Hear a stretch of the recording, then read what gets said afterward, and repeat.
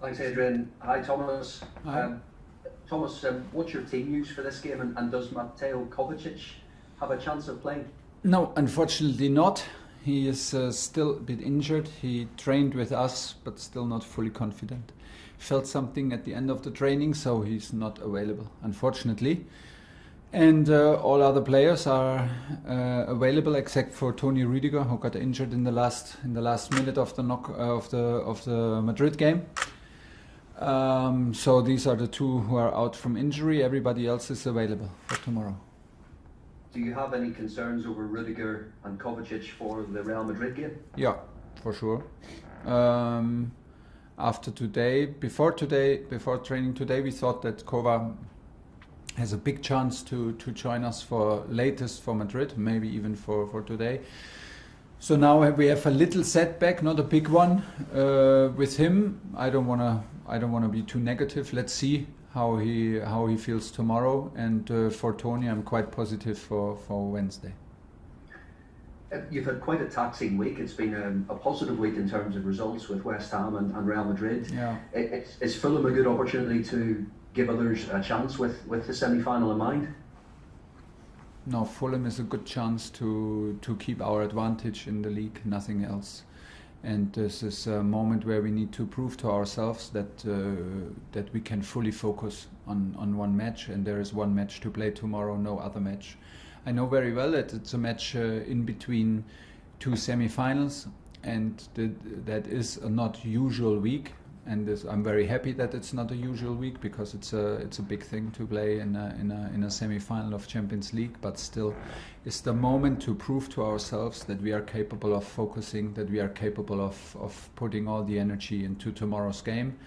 This starts clearly with me, with the lineup, with the preparation, with the talk, and the mindset from the coach, and then towards the staff, to the players.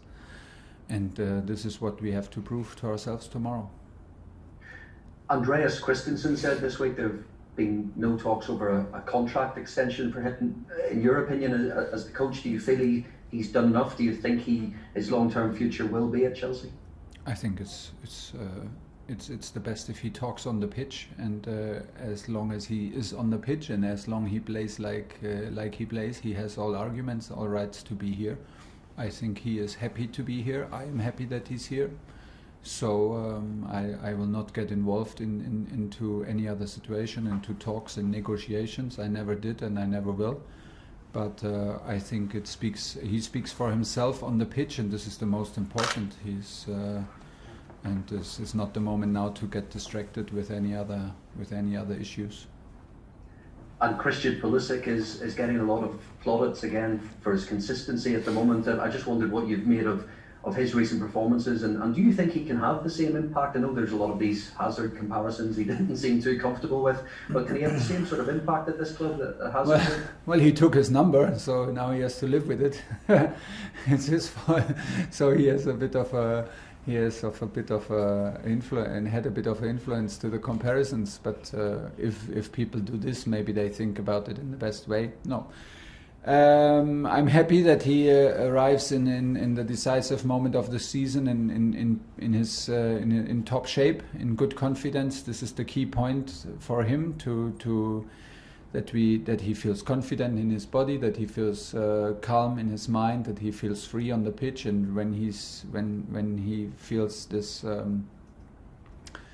When he feels like this, he can be a decisive guy for us, and this is what he proves in the moment. He gives us a big physicality, and we have to see how we put him on the pitch tomorrow, if he starts or he comes from the bench. But we are very, very happy that he is decisive, and he steps up and then plays full of confidence. It's good for us. Sam Shu, PLP. Hi there, Tom. It's nice to see you. Just going back to that thing you're on about there, about the size of the game. How difficult is it to get the balance right in terms of the squad selection? Because obviously Wednesday is such a big game, but then again, so is tomorrow. Yeah, absolutely, and there is no doubt about it. We're in the middle of the race, and is it always super easy to switch from one competition to another? No, but who cares? I mean, everybody can do easy. So it's our job. It's our job to switch focus, and it's our job, my job, to find the mix and to put the players in the right mindset, and to prepare this match in the way that everybody understands the importance of the match. But honestly, we did not work that hard, and I hope that the players feel the same. They did not hopefully work that hard all these weeks, all these matches, and during a game against West Ham to give us this advantage, just to let it slip through our hands by not being focused. Don't get me wrong, you can lose any match in football, any lose, and you should have and we have enough respect for opponents, for Fulham, for any opponent, and for the game, that you can lose any match. This can happen, but it cannot happen. This is what I demand from myself, that we are not focused. This cannot happen, that we are not prepared, and that we do not give our everything tomorrow on the pitch. That cannot happen, and this is what I will demand. What I demand from myself, and I will demand from everybody who arrives tomorrow in the hotel at 11 o'clock to prepare this match. I want us to be fully on, and to give our very best, and not hold back 1%, because this is not what it is about in sports, and we work too hard for this situation to let it slip by not being focused. I know there is often what we say in this country is a new manager bounce, but when you look back at your time at Chelsea so far, you know, here you are on the verge of a Champions League final, on the verge of qualifying for the top four as well. Did you quite expect it to go as well as it has? And what are some of the key reasons behind that, would you say? I don't know. I did not expect too much, because if you expect too much too far into the future, it may be that you're constantly disappoint yourself, or like maybe you hold yourself back from overachieving, because if you are happy with a draw before the match starts, maybe you hold yourself back because it would have been possible to win. So there are no expectations in terms of how many points is a good result, what title, what if we reach this, then we are successful. It never feels like this, not in academy football, not in Bundesliga, not in French league football, and not here. This was never like how I thought about and how I approached this, all challenges that I was facing, and with my staff and my team. What we do is we push ourselves to the limit, and we demand the very best from ourselves, and this is a huge challenge that we stepped into Premier League, into Champions League, into FA Cup, and once we play a competition with Chelsea, we play to win. It's as simple as that, and this is what I demand of myself. Can we win all matches from now on till the end of the whatever year? No, probably not, but we will try to win every single match and nothing else. This is what we expect from us, and I will be never fully satisfied when we play a draw. I will be always super angry when we lose. It's part of my personality. It's part of the DNA of this club. So it's like how the players tick. This is how it works, and it works in no other ways than step by step. And the most important for tomorrow is that we accept that the next step, and the most important step, is tomorrow against Fulham. John Southall, bye-bye. Have you ever been involved in a more relentless schedule than this? You had 8 games in April, and after the Fulham game, you've got Real Madrid, Manchester City, Arsenal, then Leicester. I mean, is there a danger that it's going to take its toll at some stage? Yeah, it's brutal, honestly. It's brutal. But, I mean, we played in France the same amount of games, 2 cups, also 20 teams in the league, and so we got an impression. But of course, the intensity of the league, the challenge of the league is very, very different now here. It's another level, again another level. And it's like you said, it's quite relentless, and this is. But it keeps you on your front foot, and it keeps you coming out of bed early. There is simply no time to breathe. There is no time to sit back and get too relaxed, too comfortable. And this is a good thing. It sharpens your mind, it sharpens your mentality, and this is what I find very impressive in this club. Everybody is on the front foot. The dressing room, the players are totally aware of these challenges and what it demands, and they totally live up to it in recovery, in the way how they approach their job, in the time they spend here in the club. Everybody in the club is fully aware what it takes to be in shape. And this is very impressive, and that's why, although it's super demanding, we feel very comfortable because we arrive any game with the knowledge and the deep conviction. The conviction that we are prepared for this, and we can perform on this level, and we can adapt. Last one, John.